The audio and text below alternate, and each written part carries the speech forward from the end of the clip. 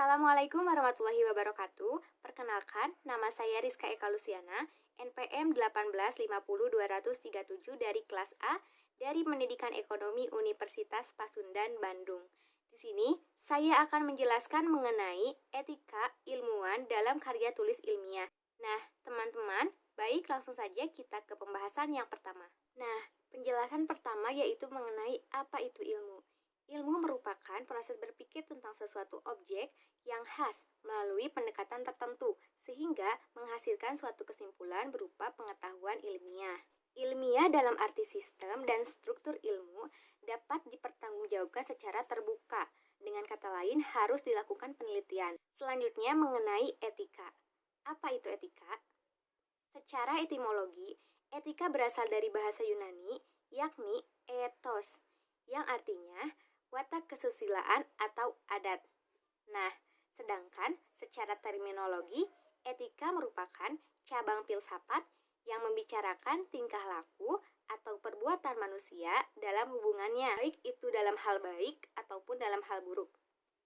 Hal itu juga dipaparkan oleh Rashidi 2011. Nah, dapat disimpulkan bahwa etika di dalamnya membahas mengenai tingkah laku atau perbuatan seseorang atau itu manusia yang dilakukan oleh seorang manusia, entah itu dalam hal baik ataupun dalam hal buruk. Nah, selanjutnya mengenai etika dan ilmu.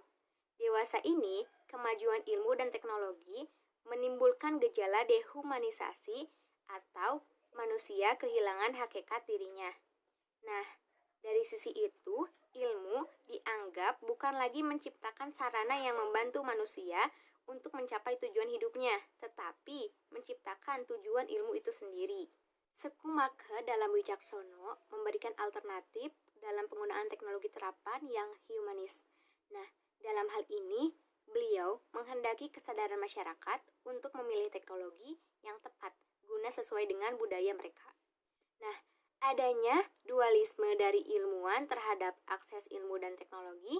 Yang pertama, ilmu harus bersifat netral terhadap nilai-nilai, baik itu nilai ontologis maupun aksiologi. Yang kedua, netralitas ilmu terhadap nilai-nilai hanya terdapat pada metafisik keilmuan saja, sedangkan dalam penggunaannya, pemilihan objek penelitian kegiatan keilmuan harus berdasarkan asas-asas moral.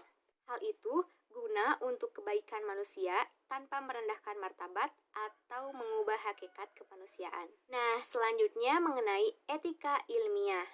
Ilmu filsafat terbagi atas dua kelompok, yaitu cabang filsafat teoritis dan filsafat praktis. Filsafat teoritis merupakan ilmu yang di dalamnya mempertanyakan dan berusaha mencari jawaban tentang segala sesuatu. Misalkan mengenai alam. Nah, misalkan kita timbul mengenai apa itu alam, timbul pertanyaan mengenai apa itu alam. Nah, setelah itu kita berusaha mencari jawaban tentang hal tersebut. Itu merupakan contoh dari pemikiran atau contoh dari ilmu filsafat teoritis. Kemudian selanjutnya yang kedua mengenai filsafat praktis. Etika termasuk ke dalam kelompok filsafat praktis. Menurut Rashidi 2011 menyatakan bahwa etika dibagi menjadi dua kelompok, yaitu yang pertama, etika secara umum merupakan suatu pemikiran kritis dan mendasar tentang ajaran-ajaran dan pandangan-pandangan moral. Yang kedua, etika khusus adalah bagaimana seseorang harus bertindak dalam bidang atau masalah tertentu. Menurut Suseno dalam Rashidi, menyatakan bahwa etika khusus dibagi menjadi dua, yaitu etika individual yang artinya membahas kewajiban manusia terhadap diri sendiri dalam kaitannya dengan kedudukannya sebagai manusia dan sebagai warga masyarakat. Yang kedua, berbicara mengenai etika sosial, yaitu di dalamnya tentang kewajiban manusia sebagai anggota masyarakat atau umat manusia pada umumnya. Dalam melakukan penelitian ilmiah, di dalamnya harus terdapat etika, moral, dan nilai-nilai yang berkarakter. Menurut Syamsi 2011, untuk membangun karakter dalam melakukan penelitian secara ilmiah, menurut Suharjana, terbagi menjadi 5, yaitu trustworthy yang terdiri atas kejujuran, loyalitas tinggi, menepati janji, memiliki integritas, yaitu berupa komitmen, disiplin, dan selalu ingin berprestasi. Poin kedua yaitu menghormati orang lain, di mana selalu mementingkan kepentingan umum dibanding kepentingan pribadi, dan juga selalu menerima saran dan masukan serta tidak menganggap diri paling benar. Yang ketiga, bertanggung jawab. Segala hal yang dilakukan harus dapat dipertanggungjawabkan dan harus selalu berpikir dalam melakukan tindakan. Yang keempat, adil. Adil yaitu selalu terbuka dan tidak memiliki suatu golongan dan memiliki sikap empati terhadap sesama. Yang terakhir, cinta dan perhatian, yaitu selalu menolong orang lain, tidak egois dan sensitif, serta kasar terhadap orang lain. Nah, sedangkan menurut Syamsi 2011 menyatakan bahwa etika ilmiah mengandung 10 nilai.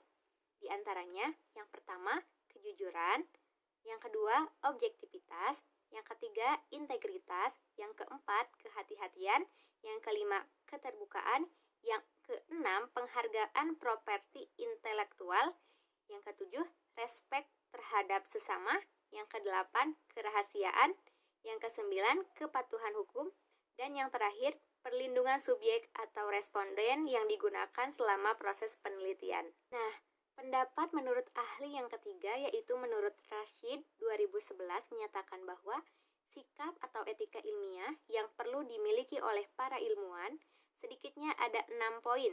Yang pertama, tidak ada rasa pamrih. Yang kedua, bersikap selektif. Yang ketiga, adanya rasa percaya, baik terhadap kenyataan maupun terhadap alat-alat indera serta budi atau pemikiran. Yang keempat, adanya sikap yang berdasar pada suatu kepercayaan dan merasa pasti bahwa setiap pendapat atau teori terdahulu dapat dipastikan kebenarannya. Yang kelima, adanya kegiatan rutin. Jadi, seorang ilmuwan harus selalu merasa tidak puas terhadap penelitian yang dilakukan, sehingga selalu ada dorongan untuk melakukan riset penelitian lagi dan lagi. Yang keenam, memiliki sikap etis atau akhlak, yaitu selalu terdorong untuk mengembangkan ilmu pengetahuan, untuk memajukan ilmu pengetahuan, dan untuk kemaslahatan umat manusia yang memperhatikan lingkungan alam sekitar. Nah, selanjutnya mengenai tanggung jawab ilmuwan. Berbicara mengenai tanggung jawab ilmuwan, di dalamnya banyak membahas mengenai aksiologi dan epistemologi. Aksiologi merupakan ilmu yang mempertanyakan bagaimana manusia menggunakan ilmunya. Dan epistemologi merupakan ilmu yang di dalamnya terdapat hakikat pengetahuan atau mengenai bagaimana proses manusia mendapatkan pengetahuan itu. Nah, dalam hal tanggung jawab ilmuwan, ada 2 kutub berkenaan dengan aksiologi. Pertama, yang berpandangan bahwa seorang ilmuwan harus netral, tidak ikut bertanggung jawab. Ia hanya dituntut dalam hal epistemologi, tetapi dari segi aksiologi beliau berlepas diri. Yang kedua, bahwa seseorang ilmuwan dibebani tanggung jawab hingga aspek aksiologi. Tanggung jawab seorang ilmuwan menyangkut tanggung jawab moral segi profesional dan segi moral. Dari tanggung jawab profesional, yang dimaksudkan dengan tanggung jawab segi profesional adalah dalam kaitan epistemologi, mencakup atas kebenaran, kejujuran, tanpa kepentingan langsung, menyandarkan kepada argumentasi, rasional, objektivitas, kritis, terbuka, pragmatis, dan netral. Sedangkan yang dimaksud dengan tanggung jawab moral adalah dalam hubungan membentuk tanggung jawab sosial, yakni pada dasarnya ilmu pengetahuan digunakan untuk kemaslahatan manusia, ilmu digunakan sebagai sarana untuk meningkatkan taraf hidup manusia dengan memperhatikan kodrat manusia, martabat manusia, dan kelestarian lingkungan alam. Baik, teman-teman, hanya itu saja materi yang bisa saya sampaikan mengenai etika ilmuwan dalam karya tulis ilmiah. Semoga materi yang saya sampaikan bisa bermanfaat bagi teman-teman semua ya. Dadah, Assalamualaikum warahmatullahi wabarakatuh.